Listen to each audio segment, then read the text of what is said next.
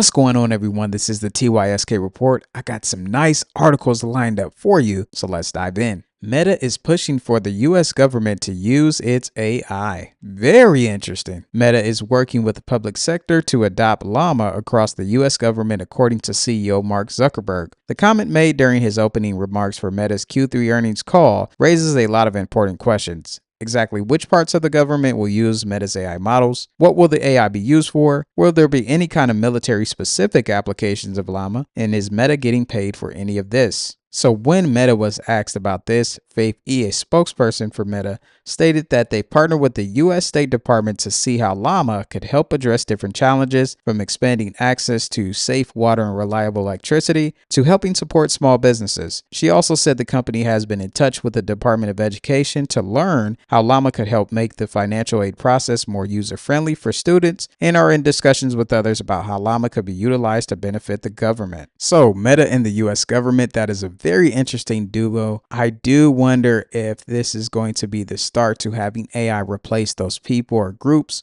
who are working on those challenges, such as expanding access to clean drinking water or reliable electricity. Now, from another perspective, I do believe that Mark Zuckerberg is playing chess, because if he gets the US government to utilize his AI models right now, the next president who comes in could more than likely want to continue that relationship and continue to use Meta's AI model. But OpenAI and Anthropic are also in talks with the US government. So we shall see what AI model and company is going to be the dominant player that the US government is going to want to use. Let's move on to the next article. LinkedIn launches its first AI agent to take on the role of job recruiters. LinkedIn, the social platform, is taking the wraps off its latest effort to build artificial intelligence tools for users. Hiring Assistant is a new product designed to take on a wide array of recruitment tasks, from ingesting scrappy notes and thoughts to turn into longer job descriptions to sourcing candidates and engaging with them. LinkedIn said the AI Assistant is now live with a select group of customers, large enterprises such as AMD, Canva, Siemens, and Zurich Insurance among them. It's slated to be rolling out more widely in the coming months. Now, it's designed to take on a recruiter's most repetitive tasks so that they can spend more time on the most impactful part of their jobs. The product includes the ability to upload full job descriptions, or just note what you want it to have, along with job postings that you like the look of from other companies or roles. In turn, that becomes a list of qualifications you're looking for, as well as an initial pipeline of candidates that you can interact with to look for more potential hires that are similar to some or less like others, with algorithms designed to search based on skills rather than on other indicators such as where a person lives or went to school. So from my perspective, I do think that this hiring assistant is going to be very useful for recruiters in helping them cut out all the miscellaneous work that they do to find the best candidates. But two different things I have in my mind right now. Number one, when it comes to using this hiring assistant, the recruiters are showing it what it's doing on a daily basis, day in and day out, what questions they like, how they're sourcing the candidates. So I wonder, as they feed that data and that information to this hiring assistant, is it going to replace their jobs and be the sole recruiter, because technology is evolving so much that they could easily utilize that data, build a digital clone of some AI recruiter that makes it look really realistic. And then if you're doing an interview remotely, then you could be finding yourself being interviewed by an AI bot. But companies still do in-person interviews, so that's the other side of this. So it's a toss-up for me. Number two, with all the layoffs happening, I wonder what jobs recruiters are actually recruiting for nowadays. So it's interesting to see what's going to come of this specific hiring agent tool for LinkedIn, but we will find out as we continue to move into the future. Let's move on to the next article. Boston Dynamics' new video shows that its humanoid robot doesn't need a human. Boston Dynamics has shared another look at the latest version of its humanoid robot, Atlas. Earlier videos of all the electric robots demonstrated its unique range of motions, but this time Atlas is shown using machine learning and its upgraded sensors to perform sorting tasks in a simulated factory environment. The task of moving engine covers between supplier containers and a mobile sequencing dolly isn't especially exciting, but it demonstrates several of the new new robot's capabilities working together. After being provided with only a list of bin locations to move parts between, Atlas uses various sensors and machine learning models to determine the location of the bins and how it needs to manipulate its body, arms, and three-fingered hands to grasp and relocate the parts inside them. And here is the Atlas video right here, so let's check it out real quick. Now first I want to start off by showing how fast it's actually moving on one speed, and this is the robot beginning to walk up. Now even though it looks like it's moving slow based on the different robots that I've seen, this is moving a lot faster than those ones I've seen. Now let's speed it up, and this is sped up at 1.5. so right now that Atlas robot put something in one bin and it's using its sensors and data to grab that engine cover and put it in another place, and it's going to put that in there. Looks like it got it in there. Now moving on to the next one. So right now Atlas is moving all the way down to grab an engine cover, and it puts it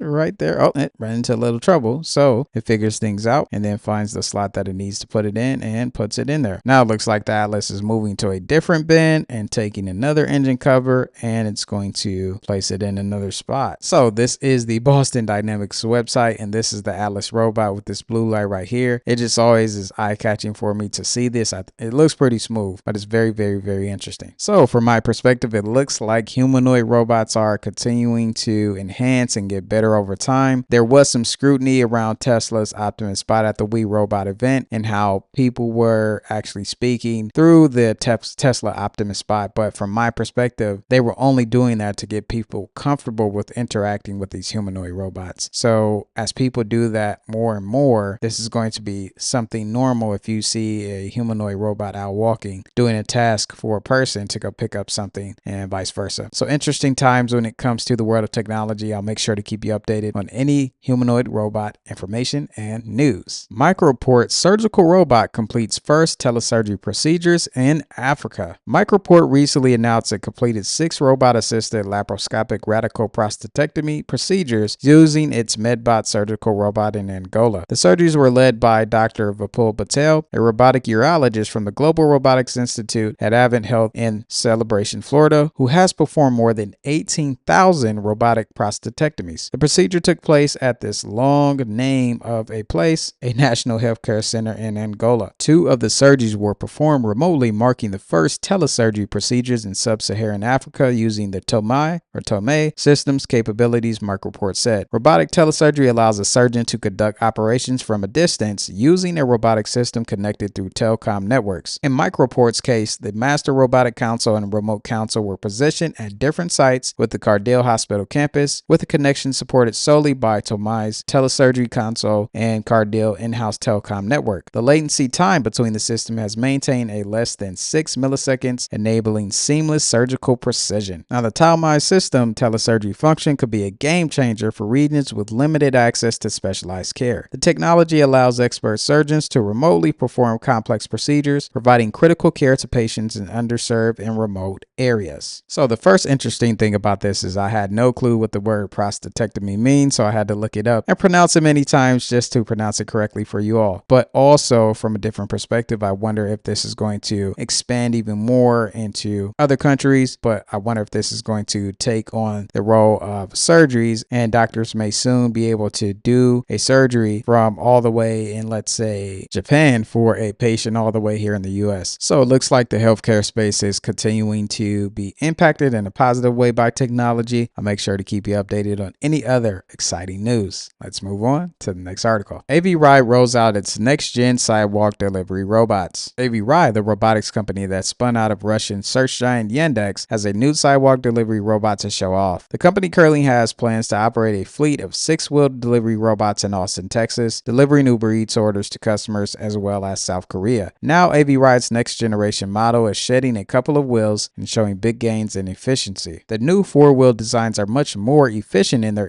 energy consumption, which means they can stay in operation longer before needing to be recharged. And AV Ride redesigned the chassis to support improved maneuverability and precision. AV Ride's new robots are being manufactured in Taiwan and are expected to join its Austin-based fleet in the coming days. AV Ride spokesperson Yulia Shevko said the company expects to have at least 100 deployed by January 2025. The company recently struck a deal with Uber to expand operations to Jersey City and Dallas, as well as a robotaxi service. And to provide a little bit more visual insight for AV Ride, here's the website right here. Scrolling down, we can check out this delivery robot, and this is just giving you a little bit more insight. So it's totally autonomous and it helps make cost-effective deliveries. Scrolling down even more, it's very roomy, so you're able to fit different items in there. It's also very weather prone, so it can work in different weather conditions. And then they are looking to scale this thing. So this is the AV Ride, and it could be coming to a city near you. So that's just a delivery robot update. People always say that these things are not great and they will be stolen or people will steal from them. There was even something interesting that was funny to me. It gave me a little chuckle when someone said these are loot boxes on wheels. So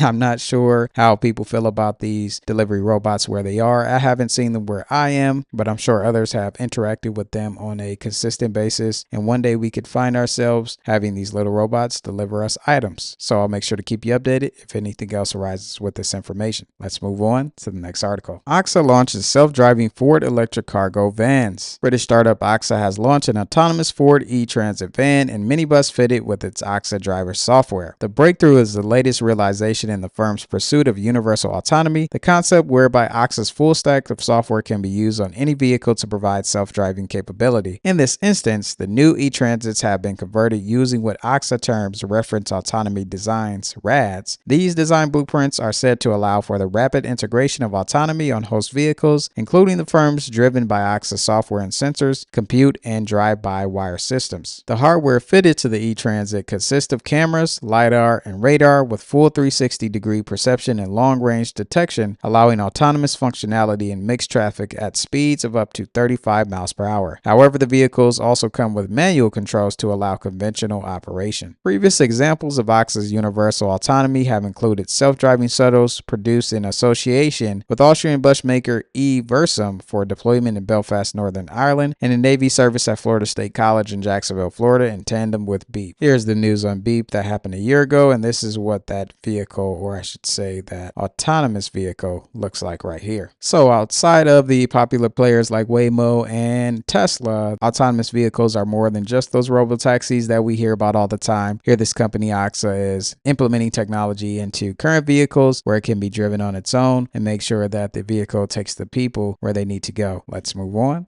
to the next article. Over 90% of AWS biggest data center customers are now using its homegrown Graviton chips. In 2018, Amazon Web Services launched Graviton, its own line of homegrown central processing unit chips for data center servers. Just 6 years later, the vast majority of AWS's largest server customers have become Graviton users. Rahul Kulkarni told Business Insider that more than 90% of the 1,000 largest Elastic Compute Cloud EC2 customers are running Graviton chips. Customers can only access Graviton chips through AWS's EC2 servers. Graviton is a key part of AWS's data center business. Designing its own chips allows AWS to reduce data center operating costs because it no longer has to buy CPUs solely from other vendors like Intel or AMD. Graviton also uses ARM-based designs which are more cost and energy efficient than conventional x86 powered chips. It's always important to stay informed with this technology, and I'm sure you probably didn't know that information as well.